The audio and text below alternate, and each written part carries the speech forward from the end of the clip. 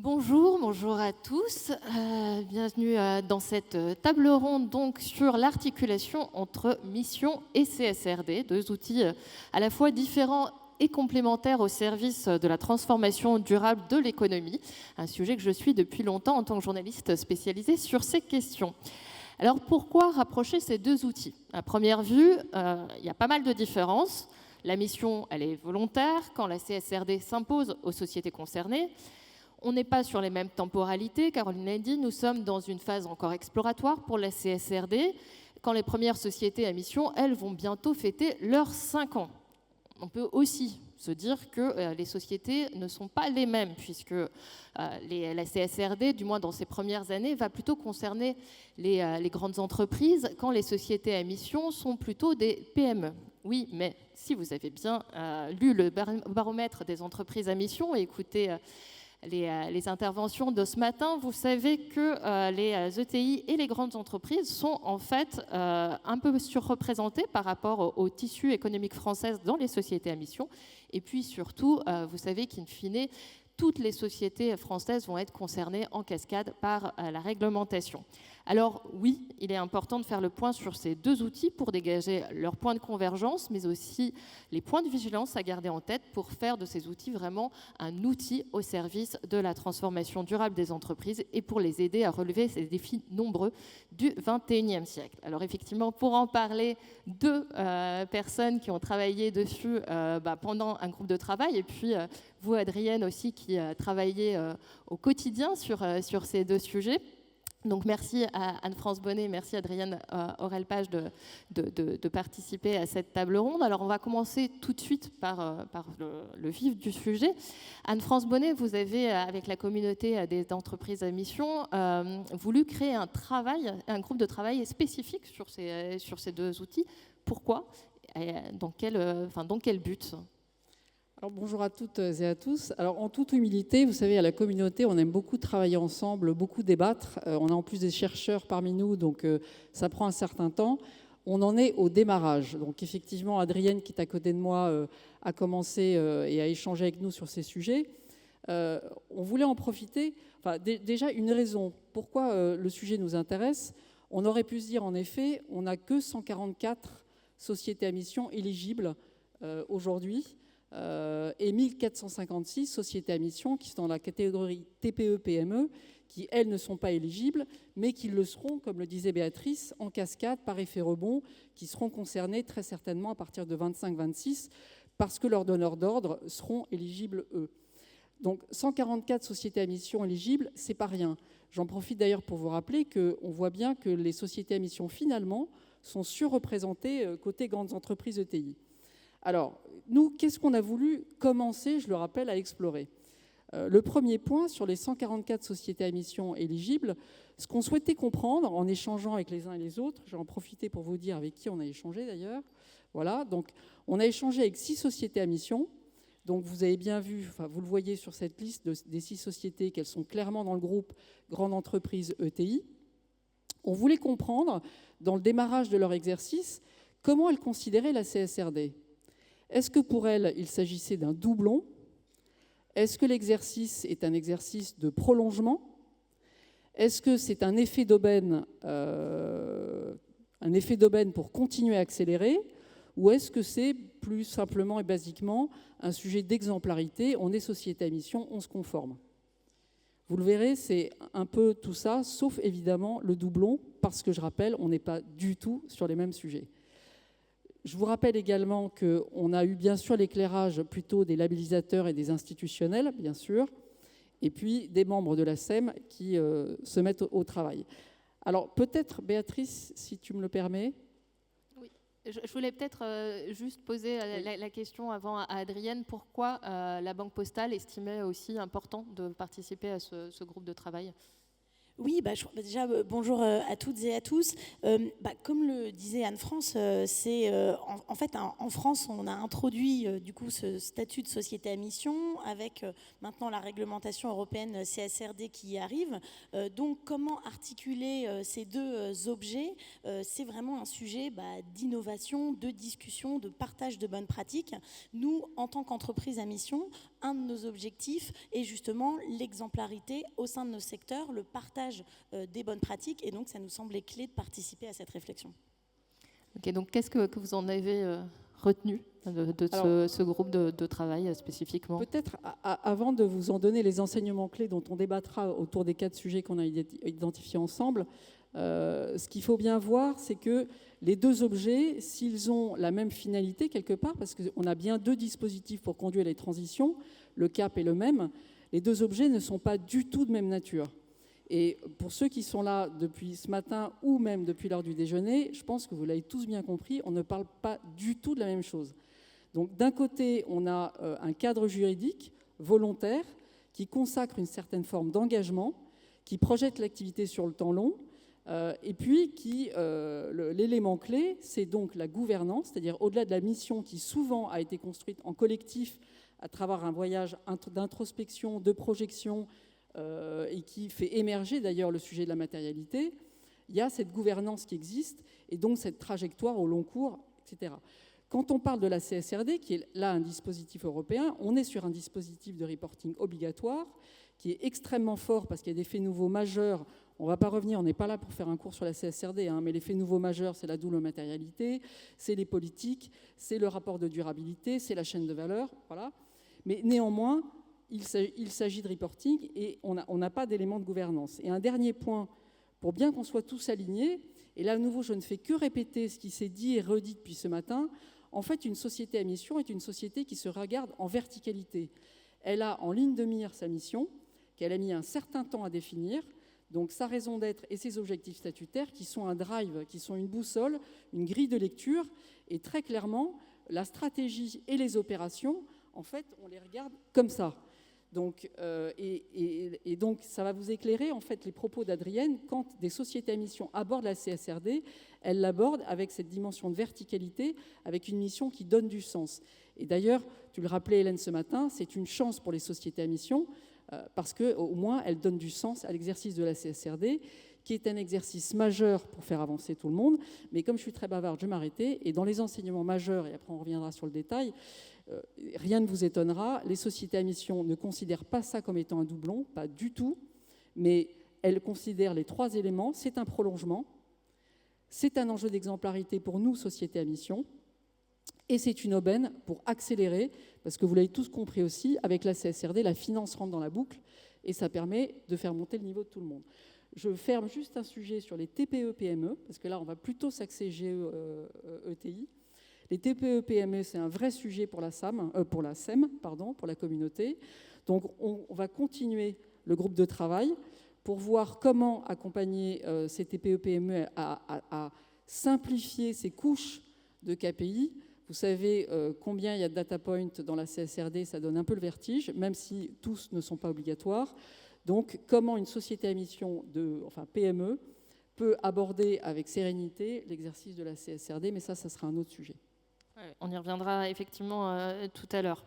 Vous vouliez... Non. Donc, comme je le disais effectivement en introduction, il y a beaucoup de points de divergence entre les 2 outils. Alors, qu'est-ce qui va en faire des outils vraiment complémentaires au sein de cette transformation durable ? On avait en fait identifié, en écoutant les uns les autres, 4 grands pivots qui nous semblent intéressants pour mieux comprendre en quoi c'est complémentaire et comment les sociétés à mission gèrent ces 2 objets. Donc il y a un point identitaire qui est extrêmement clé, évidemment, quand on parle de verticalité et de société à mission. Un élément sur la gouvernance, je pense qu'Adrienne, tu reviendras dessus. Bien sûr, sur la notion de performance, j'aurais pu rajouter global ou élargi. Et enfin, cette dynamique de transfo. Donc peut-être qu'on y reviendra à travers les différents exemples. Alors on va revenir sur chacun de ces points. L'identité, par exemple, là on l'a mentionné tout à l'heure, donc c'est vraiment le fait que la mission c'est vraiment propre à l'entreprise, la CSRD par contre, permet cette comparabilité. Est-ce que cette identité, elle est essentielle aujourd'hui pour faire en sorte que ces deux outils soient vraiment au service? Je vais passer le relais à ma voisine, mais en fait, ce qu'on a entendu, mais de façon totalement unanime, auprès des sociétés à mission avec lesquelles on a échangé, c'est que cet aspect identitaire, cet élan collectif qui est inscrit dans les statuts, ça fait absolument toute la différence. Voilà. Donc le drive, il vient de là. Et Adrienne, oui, absolument. Non, mais je souscris à tous les mots là, qui reviennent, la dimension singularité, identité. Et j'ai envie de parler finalement d'innovation. Nous, c'est vrai que l'entreprise à mission a été un formidable moteur vraiment d'innovation, aussi de prise de risque, qui nous a permis de dessiner une stratégie singulière et des priorités qui nous ont permis de vraiment dérouler notre feuille de route. Avec la CSRD, on va avoir une approche plus systématique. On va finalement utiliser un cadre harmonisé qui est un peu le reproche qu'on peut faire à l'entreprise à mission où du coup chacun finalement définit ses objectifs, sa raison d'être avec ses propres moyens. Donc là, on va finalement reprendre un peu de manière beaucoup plus systématique tout ce qui est au cœur de la stratégie et tout ce qui est matériel, doublement matériel pour une entreprise. Donc nous, à la Banque Postale, on est entreprise à mission depuis 2 ans et c'est vrai que l'entreprise à mission a été une véritable mise en mouvement. Ça nous a permis vraiment d'intégrer la culture de l'impact, parce que finalement, une banque entreprise à mission, c'est une banque qui passe d'un monde en 2 dimensions. Quand on est banquier, historiquement, on regarde le rendement, le risque. Donc là, on passe en 3 dimensions, rendement, risque, impact. Donc cette culture de l'impact, elle a été extrêmement importante. Ça nous a permis de lancer un certain nombre de chantiers importants. Ça nous a permis, bien sûr, d'intégrer nos parties prenantes de manière très importante. Et là, avec la CSRD, on va compléter l'approche. Et un exemple, évidemment, dans la mission, on avait une stratégie climat très forte. On avait laissé de côté la biodiversité. Bon, l'analyse de double matérialité, quand vous êtes une banque et que vous êtes exposé à toute l'économie, évidemment, la biodiversité est une dimension matérielle. Donc là, on a enclenché les travaux sur, en particulier, la mesure d'empreinte de notre bilan sur la biodiversité. Alors, quand on lit le rapport de mission de la Banque Postale, on voit effectivement que vous dites il y a la CSRD, c'est un grand défi, mais le fait qu'on soit une société à mission va permettre de le relever plus facilement. Pourquoi ? Oui, c'est vrai qu'avec la société à mission, on a enclenché déjà un certain nombre, une feuille de route très ambitieuse, donc nous autour de la transformation de nos process, autour du développement de nos offres, autour de l'exemplarité, et donc il y a déjà énormément de choses qui sont là, déjà énormément de données qui sont disponibles. On va compléter avec cette approche plus systématique, plus encadrée de la CSRD. Alors justement, détaillons donc ces 3 points de complémentarité que vous avez identifiés. Donc par exemple, sur la gouvernance, en quoi ces 2 outils permettent de travailler davantage sur la gouvernance, Anne-France ? Là aussi, je laisserai Adrienne compléter avec son expérience. C'est vrai que l'innovation juridique majeure de la société à mission est la gouvernance. Et c'est ce qui fait toute la différence et ce qui impose à marche forcée ces avancées, même si encore il y a des multiples questions qui se posent, articulation, comité de mission et conseil d'administration, etc. Mais c'est ça qui drive les choses. Et aujourd'hui, dans la CSRD, il n'y a pas de gouvernance qui est prévue. Il y a des politiques qui doivent être formalisées, donc un rapport de durabilité qui doit être proposé. Tout ça est très structurant. Mais un autre point qui est hyper intéressant, et on se le disait avec Adrienne, c'est que la finance rentre dans la boucle. Donc, en fait, c'est une tache d'huile qui s'élargit au sein de l'entreprise et qui remonte de plus en plus au niveau des comités exécutifs. Mais néanmoins, il n'y a pas de gouvernance qui est prévue. Oui, alors que dans la mission, il y a ce fameux comité de mission. Quel a été son rôle au sein de la Banque Postale pour élaborer la CSRD, pour commencer à travailler dessus ? Oui, alors d'abord plus largement, effectivement, je crois que le sujet de la gouvernance, c'est sans doute celui que je trouve le plus passionnant dans le statut de l'entreprise à mission, qu'on s'est posé énormément de questions sur ce comité de mission, sur les compétences de ce comité de mission, comme tu le disais, sur l'articulation avec la gouvernance qui existe au sein de l'entreprise. Et en fait, on a tâtonné, et puis en plus, c'est un sujet humain, donc parfois, voilà, on peut froisser des prérogatives où certaines personnes se disent, non, c'est nous qui sommes responsables de ça, quel est le rôle du comité de mission par rapport à ce sujet. Voilà, donc ça c'est éminemment passionnant et l'intérêt vraiment du comité de mission, c'est finalement d'institutionnaliser un dialogue avec les parties prenantes. Nous, on a fait en sorte que le comité de mission soit très pluriel. Alors bon, du coup, ça veut dire qu'on a un gros comité de mission qu'il faut animer, mais on a le sentiment, avec le comité de mission, d'avoir une représentativité assez bonne de nos parties prenantes. Du coup, dans la CSRD, on a utilisé le comité de mission, évidemment pour challenger la méthodologie sur la double matérialité. On a fait beaucoup de groupes de travail avec notre comité de mission pour leur présenter la façon dont on organisait l'analyse de double matérialité. Et là, aujourd'hui, maintenant, on est en train de les embarquer dans le plan de transition, aussi sur le contenu, sur nos leviers de décarbonation.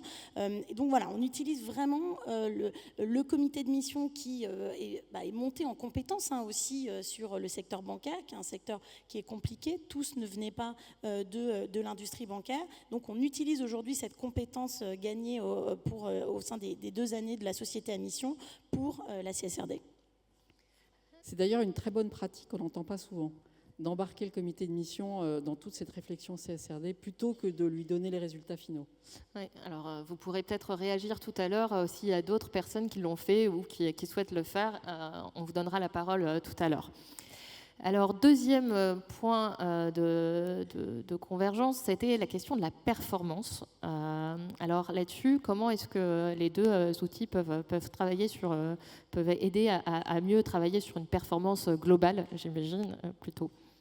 Là aussi, Adrienne, tu compléteras. Ce qui est très intéressant dans les sociétés à mission qui maintenant attaquent leur 5e année, c'est qu'on voit bien que ce qu'elles ont identifié comme indicateur clé pour piloter leur mission intègre plus ou moins rapidement, ça dépend des modes de gouvernance, mais tous les cockpits d'arbitrage dans leurs instances de gouvernance existantes. Donc, progressivement, en fait, on ne prend plus de décisions uniquement, d'un côté avec des réunions financières et de l'autre avec des réunions de mission, mais les choses se mêlent. Donc cette notion de performance globale ou de performance élargie progresse de façon assez rapide dans les sociétés à mission. Et c'est vrai qu'avec la CSRD, c'est un peu la voiture balai, parce que là, il n'y a plus du tout le choix. Et on le disait tout à l'heure, la finance est totalement impliquée, puisque vous le savez, avec la double matérialité, de toute façon, ils sont dans la boucle, dans tous les travaux. Après, se posera la question, dans cette approche de la performance qui vraiment fait tache d'huile dans les sociétés à mission, qui tient le manche? Côté CSRD, il y a des points intéressants, parce qu'on voit aujourd'hui, en tout cas la Maïf et chez vous, c'est vraiment un binôme, c'est 2 têtes, finance et sustainability, qui drive les travaux préliminaires. Donc comment ça va s'organiser à terme, c'est intéressant. Oui, alors c'est pareil, ouais, du côté banque postale, donc les indicateurs de mission, ils sont assez peu nombreux, généralement une dizaine, pas plus, une 12, on en a 14, 14 chez vous. La CSRD, plusieurs centaines. Comment est-ce que les deux peuvent matcher ? Oui, alors effectivement, c'est ce que tu dis, Anne-France. En fait, avec l'entreprise à mission, on a introduit cette culture de l'impact, cette culture de la performance globale, qui est un challenge de tous les jours. Tu as raison, parce que les directions financières aujourd'hui montent en compétence sur le sujet. Donc nous, depuis qu'on est entreprise à mission, on a une communication qui est intégrée. Donc notre rapport de mission est publié au moment de nos résultats pour vraiment aussi montrer l'imbrication entre les deux. Dans notre communication financière, on intègre les indicateurs de l'entreprise à mission, voilà, pour montrer vraiment cette performance qui est plurielle. Aujourd'hui, nos indicateurs de l'entreprise à mission, ça va plus être des indicateurs de transformation.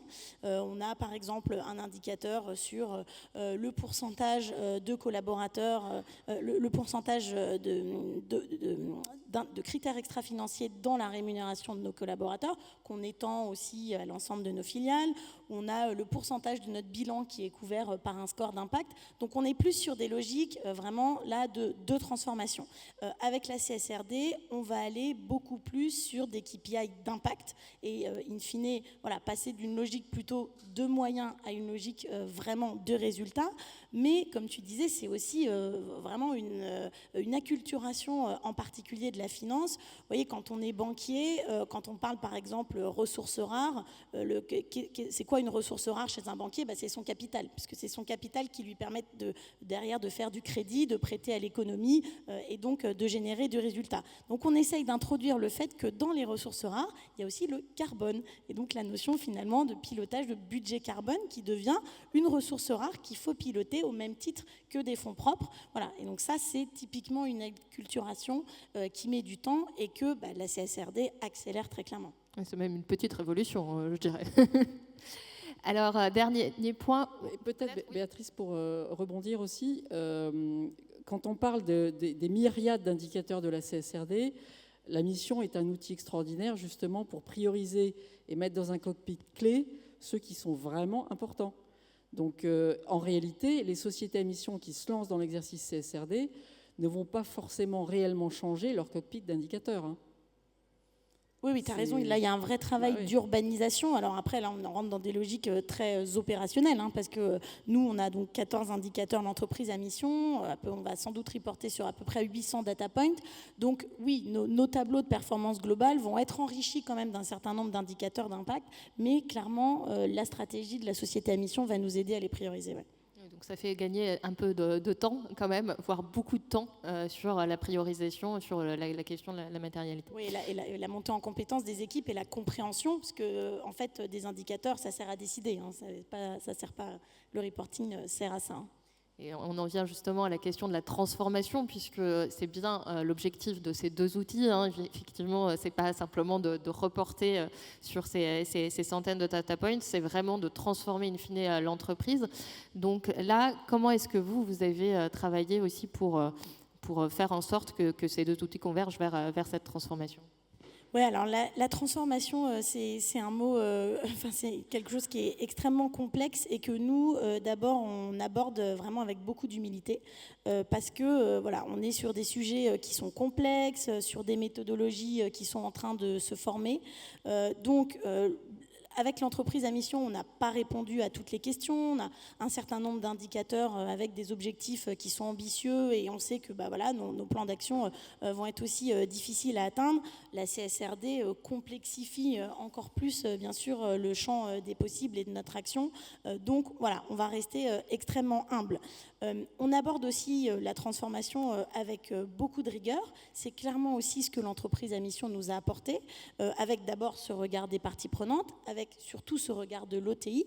Nous, on a fait le choix d'être audité tous les ans avec l'entreprise à mission, ce qui, évidemment, est une contrainte, pèse aussi sur les équipes, hein, parce que c'est beaucoup de ressources qui sont engagées, mais qui nous paraît absolument essentiel pour maintenir la dynamique, pour faire en sorte que les différentes équipes, les plans d'action qui sont autour de chaque indicateur soient véritablement suivis et le regard de l'auditeur est absolument clé pour nous accompagner dans cette transformation. Et puis, le dernier élément sur la transformation, et je crois que c'est ça qui fait la différence in fine, c'est la détermination. En fait, on voit bien, c'est ça qui va faire la différence dans les entreprises qui vont véritablement se transformer ou celles qui vont peut-être se contenter in fine de faire un reporting. À un moment donné, la transformation, elle nécessite du courage managérial, elle nécessite de prendre des risques, elle nécessite de faire des renoncements. Je crois qu'on est tous d'accord sur le fait aussi que la transformation de son modèle d'affaires implique aussi de faire des renoncements. Et donc voilà, c'est cette détermination qu'on retrouve, nous, on a inculqué très clairement avec la mission et avec laquelle on va continuer à mettre en œuvre la CSRD. Ouais, donc la mission donne le cap en gros et puis la CSRD vient un peu consolider, c'est un peu ça l'idée ? Le cap et l'intention, c'est vrai qu'on l'a beaucoup entendu aussi à travers les interventions des uns et des autres, les déclencheurs d'innovation. Il y a eu une foultitude d'exemples. Guillaume en reparlait avec avec ce qu'ils avaient fait chez Allenvie, mais après on a eu tout un tas d'autres exemples. Et c'est vrai que ces déclencheurs d'innovation, ça vient à travers une mission qui fait tache d'huile au niveau du collectif, une gouvernance qui pousse, et ça vient surtout de cette intentionnalité. Tu parlais de détermination, c'est aussi une intentionnalité, c'est-à-dire que la Banque Postale s'est dotée d'une intention. Donc elle n'est pas là pour reporter, elle a une intention. Donc c'est en fait, là, je rappelle, quand on fait ces tableaux-là, c'est pas pour comparer, hein, c'est pour dire quel est le regard de la société à mission au regard de l'outil CSRD. Donc c'est très positif pour des grandes entreprises, mais l'intention et le drive, il vient de la mission, culturellement quand même. Alors on le disait en introduction, l'idée c'est vraiment que ça sème dans l'entreprise et que ces outils y aident. Comment à la Banque Postale, par exemple, vous travaillez là-dessus en tant qu'investisseur? Parce que alors là, vous avez vraiment un rôle d'impulseur. Comment est-ce que vous regardez par exemple les rapports de mission des entreprises dans lesquelles, que vous financez? Pour l'instant, pas encore trop CSRD, mais comment est-ce que vous allez regarder ça? Peut-être notamment les plans de transition, j'imagine? Oui, alors le rôle, la question de l'impact dans l'économie réelle, c'est au cœur du métier de banquier. Hein. Le banquier, c'est la courroie de transmission entre des politiques macroéconomiques et l'économie réelle, hein, puisque c'est comme ça que tout projet est financé. Voilà, donc nous, c'est vraiment notre rôle d'avoir un impact sur l'économie réelle. Et quand on est un banquier entreprise à mission, on doit avoir un impact aussi avec une dimension environnementale et sociale. Le rôle de banquier, en réalité, il est complètement transformé aujourd'hui avec la prise en compte de la mission, la prise en compte de CSRD, parce que finalement, jusqu'à présent, le rôle de banquier, les produits financiers, c'était beaucoup standardisé, aussi beaucoup digitalisé. Hein, la relation avec votre banquier, j'imagine que vous n'êtes pas allé beaucoup dans votre banque, tout s'est beaucoup digitalisé. Or là, avec les enjeux de transition, avec la complexité de la transformation des modèles d'affaires de nos clients, on retrouve en fait le rôle de conseiller initial du banquier qui devient absolument clé dans l'accompagnement de nos clients. Alors je vais peut-être vous donner 2 exemples là-dessus. D'abord, nous on a lancé un crédit immobilier à impact en utilisant un score d'impact que en fait on a développé au sein du comité de mission et en particulier avec le WWF qui fait partie de notre comité de mission. Donc le comité de mission nous a beaucoup challengé sur la méthodologie de ce score d'impact, est-ce qu'on peut vraiment parler d'impact, sur l'additionnalité, etc. Et in fine, ça nous a permis, vraiment je parlais d'innovation en introduction, hein, pour moi c'est l'élément clé de l'entreprise à mission, ça nous a permis d'innover aujourd'hui sur ce produit du crédit immobilier à impact qui en gros vous permet de bénéficier d'une tarification bonifiée sur votre prêt en fonction de la performance environnementale, mais aussi sociale, parce qu'on inclut dans notre score d'impact des critères sociaux sur le revenu de nos clients, sur la composition, par exemple, du foyer fiscal par rapport à la surface du logement qui nous est demandé de financer. Et donc, en fonction de cette performance environnementale, sociale et aussi territoriale, vous allez avoir une bonification tarifaire. Donc ça, voilà, ça c'est vraiment un exemple de comment la société à mission nous a permis d'innover et d'avoir une action très réelle sur l'économie réelle. Et l'autre exemple, c'est ce que tu mentionnais, Béatrice, sur oui, les plans de transition, la CSRD. Nous, c'est une aubaine hein, pour des financiers parce qu'on a besoin de ces données pour finalement qualifier et en fait orienter les financements qu'on va faire. Donc on regarde, bien sûr, on va regarder avec beaucoup d'attention les plans de transition. On va surtout utiliser les données qui vont être publiées dans la CSRD. Quand on fait un prêt, ce qu'on appelle un prêt vert, donc un prêt vert, c'est un prêt qui est alloué à un projet de transformation écologique, par exemple une collectivité locale. Banque Postale, c'est le premier financeur des collectivités locales, c'est pas souvent connu, qui va transformer la mobilité dans sa région, donc créer des nouvelles pistes cyclables. Nous, avoir ces données pour nous permettre d'étayer le véritable caractère environnemental du projet, ça va être absolument clé pour transformer en fait notre bilan. Alors, est-ce que la mission aussi d'une grande entreprise, c'est pas aussi d'aider, d'accompagner l'ensemble de son réseau de fournisseurs, de prestataires, à aussi travailler sur la collecte de données, par exemple pour la CSRD, pour faire en sorte que ça essaime? Alors, on voit déjà, je crois que ça se fait déjà au sein du Crédit Mutuel Arkea ou de ses filiales, de commencer à imaginer des modules pour embarquer leur écosystème, voilà, mieux comprendre ce qui est en train de se passer. Et je pense aussi que vous allez le faire dans toute votre chaîne de valeur, c'est ça ?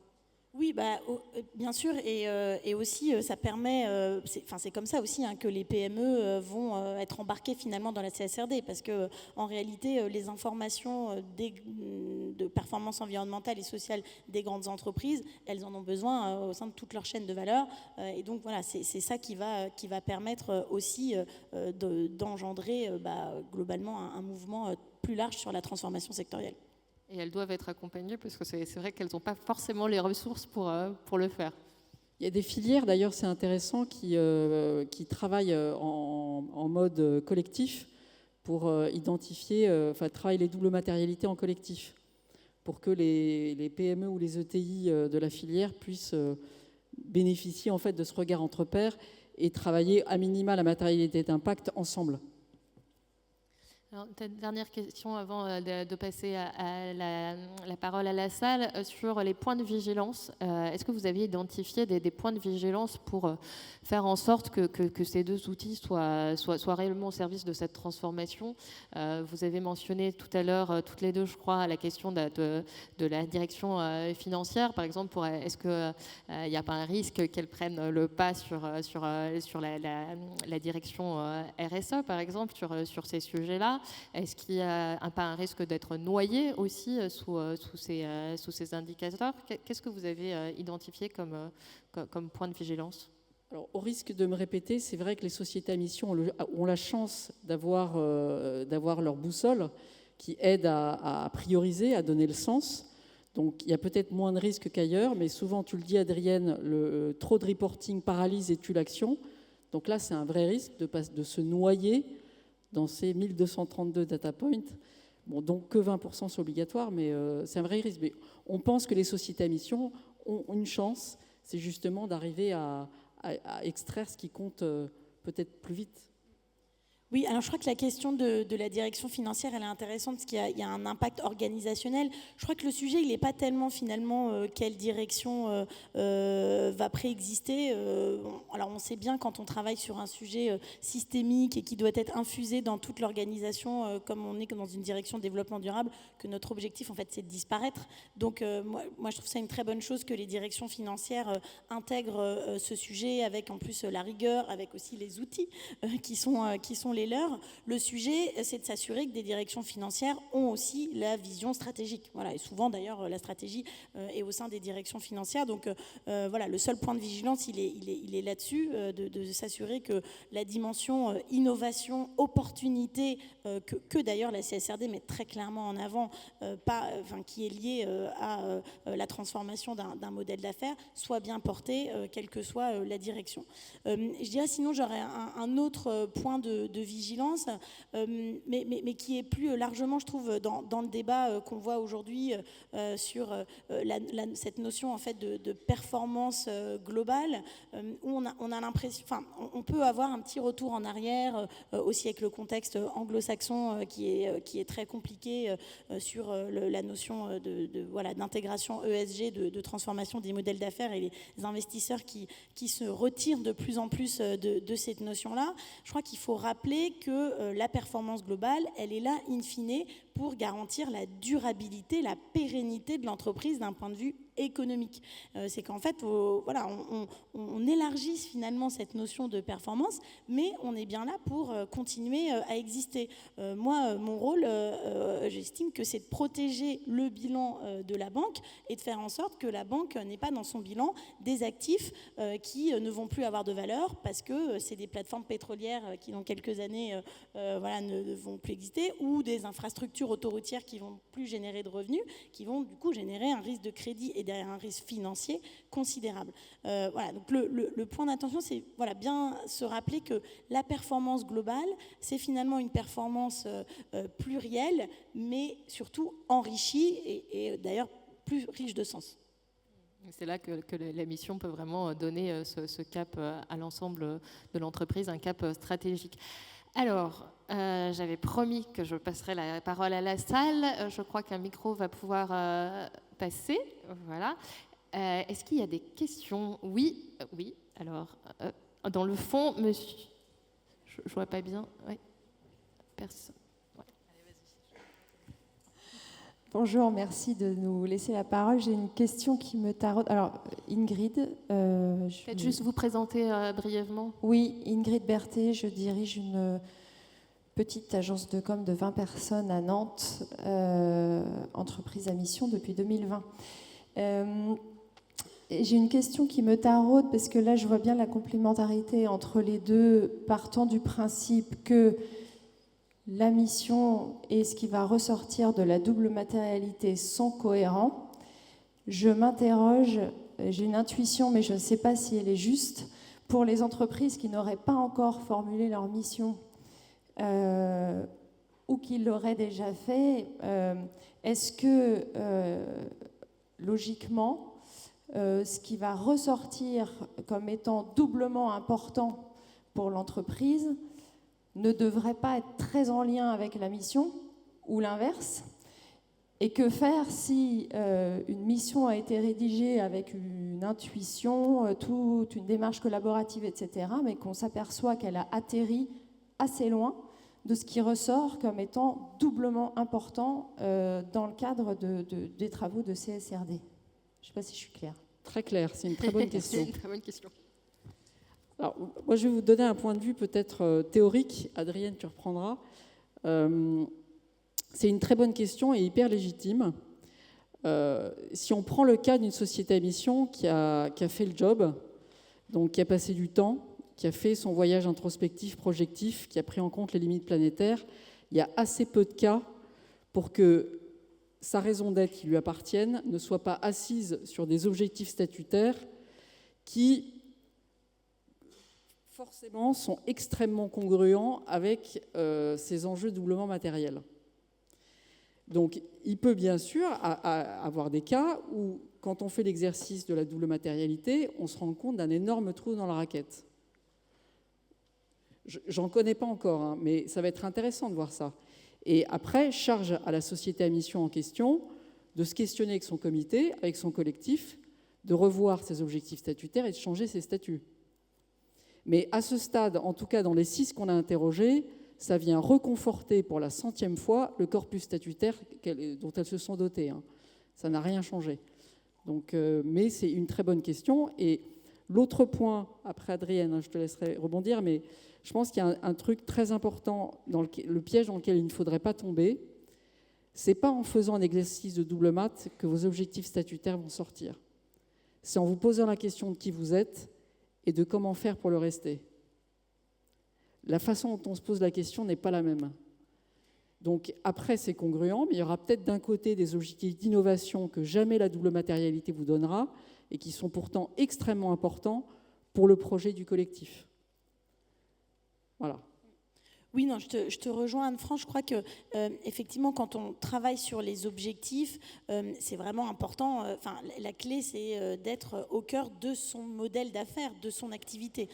Donc, à partir du moment où on réfléchit à son activité, c'est assez difficile de tomber complètement à côté par rapport à l'analyse de double matérialité qui elle-même va guider suivant cette notion-là. Mais tu l'as dit aussi, l'intérêt du statut de l'entreprise à mission aussi, c'est cette flexibilité. Bon, alors changer ses statuts, c'est pas, on le fait pas non plus tous les 15 jours, mais c'est aussi ça qui est intéressant dans l'entreprise à mission, c'est cette dimension prise de risque, cette dimension innovation. On a fait les choses en premier et ça n'empêche pas de modifier certains éléments.